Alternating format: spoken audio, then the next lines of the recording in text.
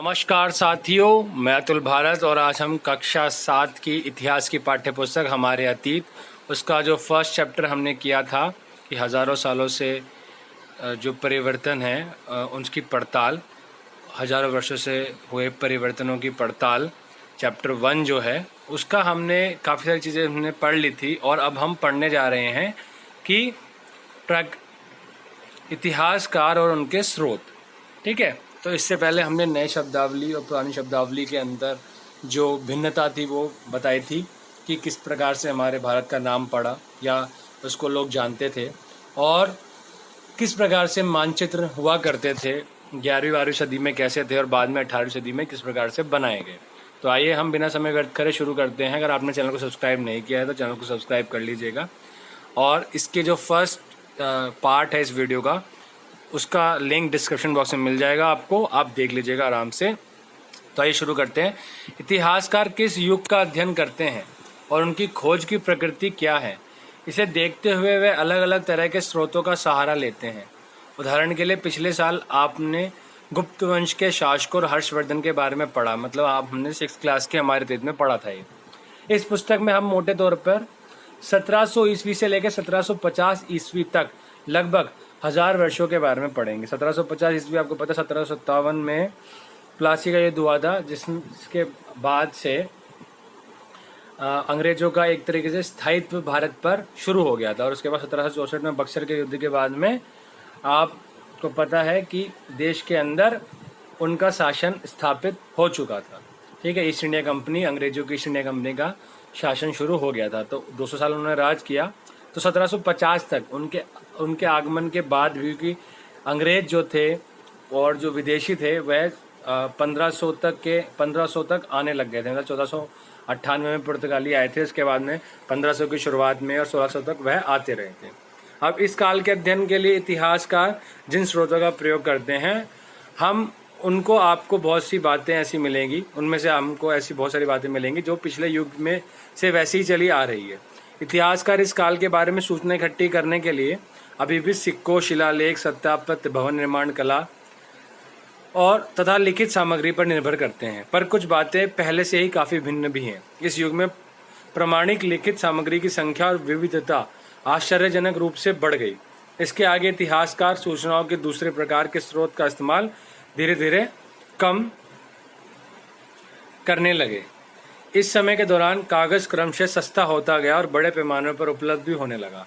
लोग धर्म ग्रंथ, शासकों के वृत्तांत, संतों के लेखन तथा उपदेश, अर्जियां, अदालतों के दस्तावेज, हिसाब तथा करों मतलब टैक्स के खाते आदि लिखने में इसका उपयोग करने लगे। धनी व्यक्ति शासन, जन, मठ तथा मंदिर पांडुलिपियां एकत्रित किया करते थे। इन पांडुलिपियों को पुस्तकालय तथा अभिलेखागारों में रखा जाता था। इन पांडुलिपियों तथा दस्तावेजों से इतिहासकार को बहुत सारी विस्तृत जानकारी मिलती है, मगर साथ ही इनका उपयोग कठिन है। उन दिनों छापे खाने मतलब जहाँ पे किताबें छपती थी वह नहीं थे, इसलिए लिपिक या नकल नवीस हाथ से लिखा करते थे। इनकी प्रतिकृति बनाते थे, मतलब इसकी फोटोकॉपी करते थे। अगर आपने कभी किसी मित्र के गृह कार्य की नकल उतारी तो आप जानते होंगे कि यह काम आसान नहीं है। कभी कभी आपको अपने मित्र की लिखावट समझ में नहीं आती होगी और आपको मजबूर होकर अंदाज़ा ही लगाना पड़ता होगा कि क्या लिखा गया है। फलस्वरूप आपके लिखे में मित्र के लिखे से कुछ छोटे मोटे लेकिन महत्वपूर्ण अंतर आ जाते होंगे। पांडुलिपियों की प्रतिलिपि बनाने में भी कुछ यही होता है। प्रतिलिपियां बनाते हुए लिपिक छोटे मोटे फेरबदल करते चलते थे।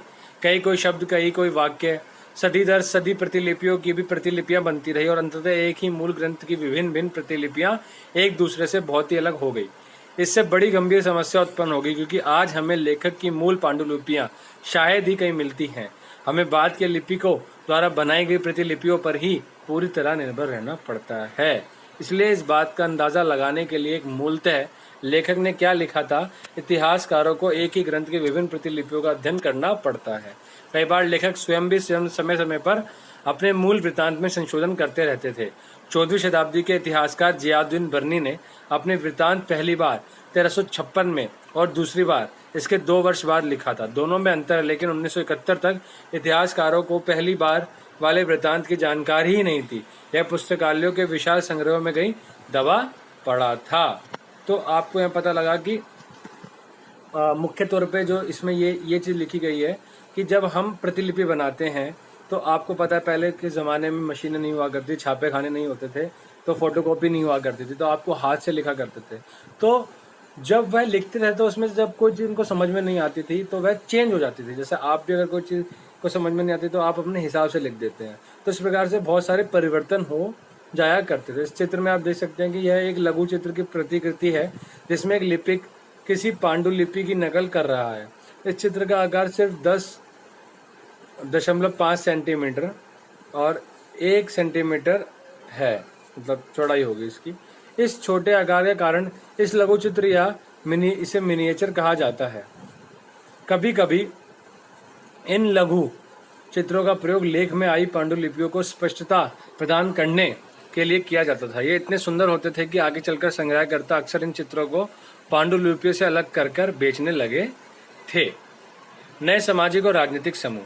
सन 1700 और 1750 के बीच के हजारों वर्षों का अध्ययन इतिहासकार के भारी चुनौती रखता है, मुख्य रूप से इसलिए कि इस पूरे काल में बड़े पैमाने पर और उनके इस तरह के परिवर्तन हुए।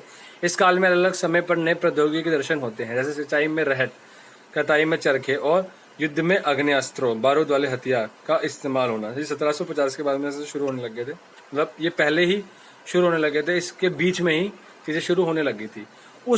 इस उपमहाद्वीप में नई तरह का खान पान भी आया, आलू, मक्का, मिर्च, चाय और कॉफी।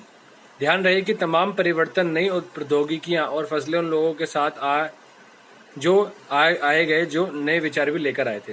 परिणाम स्वरूप यह काल आर्थिक, राजनीतिक, सामाजिक और सांस्कृतिक परिवर्तनों का भी काल रहा। अध्याय 5 से 7 में हम इनके बारे में जानेंगे।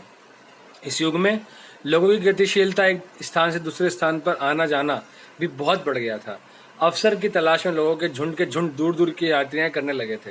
इस उपमहाद्वीप में अपार संपदा और अपना भाग्य गढ़ने के लिए अपार संभावनाएं मौजूद थी। इस काल में जिन समुदायों का महत्व बढ़ा उनमें से एक समुदाय था राजपूत, जिनका नाम राजपुत्र अर्थात राजा का पुत्र से निकला है।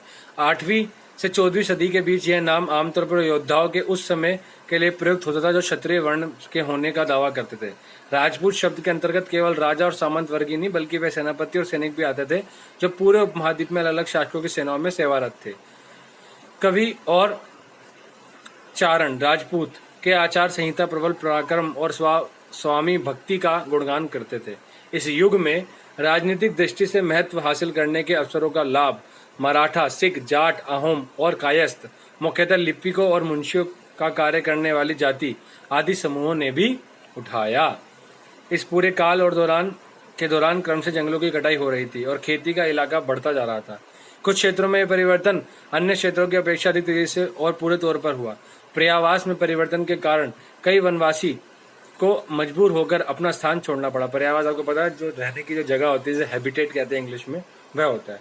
कृषकों के नए समूह क्षेत्रीय बाजार, मुखियाओं, पुजारियों, मठों और मंदिरों से प्रभावित होने लगे। वे बड़े और जटिल समाजों के अंग बन गए। उन्हें कर चुकाने पड़ते थे और स्थानीय मालिक वर्ग की बेगार करनी पड़ती थी।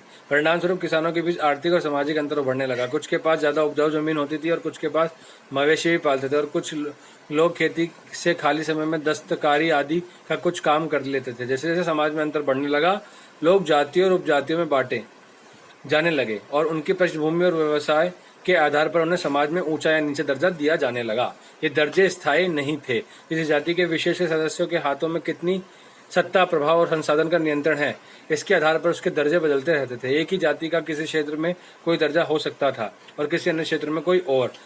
आप अपने सदस्यों के व्यवहार का नियंत्रण करने के लिए जातियां स्वयं अपने नियम बनाती थी। इन नियमों का पालन जाति के बड़े बुजुर्ग की एक सभा करवाती थी, जिसे कुछ इलाकों में जाति पंचायत कहा जाता था। लेकिन जातियों को अपने निवास के गांवों के रिवाजों का पालन भी करना पड़ता था। इसके अलावा कई गांवों पर मुखियाओं का शासन होता था। मिल मिलाकर वह किसी राज्य की एक छोटी इकाई भर होती थी। क्षेत्र और साम्राज्य के बारे में हम आगे पढ़ेंगे। और इस अनुभाग में जो प्रौद्योगिकी, आर्थिक, सामाजिक और सांस्कृतिक परिवर्तन वर्णित है, उनमें से कौन कौन से परिवर्तन आपकी समझ में आपके शहर या गाँव में सबसे महत्वपूर्ण रहे। आपको जैसे यहाँ पे हमने बताया कि पर्यावास किस तरीके से चेंज होता है, हम यहाँ पे देख सकते हैं कि किस प्रकार से परिवर्तन हुआ करता था। जब औद्योगिकीकरण या फिर आप बोल सकते हैं कृषि के लिए खेती बढ़ने लगी, तो जो जनजातियां थी, जो आज भी भारत के अंदर सामना कर रही हैं जनजातियां, जो कि बहुत सारी जनजातियों को आप न्यूज़ में सुनते होंगे, ठीक है, जैसे ब्रू रियांग जो मिजोरम, त्रिपुरा मिजोरम में पाई जाती है, या फिर क्या कहते हैं थारो जनजाति, है ना, ये सारी ये सारी जो जनजातियां हैं, ठीक है, संथाल हो गया, तो ये सारी जो जनजातियां हैं ये आज भी जंगलों में रहती हैं। लेकिन क्या है कि धीरे धीरे करके जंगल खत्म होते जा रहे हैं और इनका जो जगह है वह सिकुड़ती जा रही है, ठीक है। तो इस चीज़ का बहुत ज़्यादा आप वो कर सकते हैं कि हमारे कारण उनका जो अब हैबिटेट है, उनका जो घर है, रहने की जो जगह है, वो समाप्त होती जा रही है। तो हमें बहुत सारे उपाय करने चाहिए, सरकार इसके लिए कर भी रही है, और हम एज ए स्टूडेंट हमें पता होना चाहिए कि किस प्रकार से क्या क्या परिवर्तन हुए हैं, तभी हमारे अंदर जागरूकता आएगी। तो हम नेक्स्ट वीडियो में इसका ये क्षेत्र और साम्राज्य शुरू करेंगे और जल्द ही लेके आएंगे, क्या पता कुछ ही देर में आपको इसकी वीडियो भी मिल जाए। तो मैं आशा करता हूँ आपको वीडियो अच्छी लगी होगी। आपने चैनल को सब्सक्राइब नहीं किया तो कर दीजिए। अगर जो भी छात्र, अभिभावक, शिक्षक हमारे वीडियो को देख रहे हैं, अगर उनको अच्छी लगे हो तो दोस्तों तक पहुँचाइएगा और शेयर ज़रूर करिएगा। कमेंट्स बॉक्स में अपनी प्रतिक्रिया ज़रूर दीजिएगा, हमें अच्छा लगता है कि आपको कैसी वीडियो लगी। जय हिंद, जय भारत।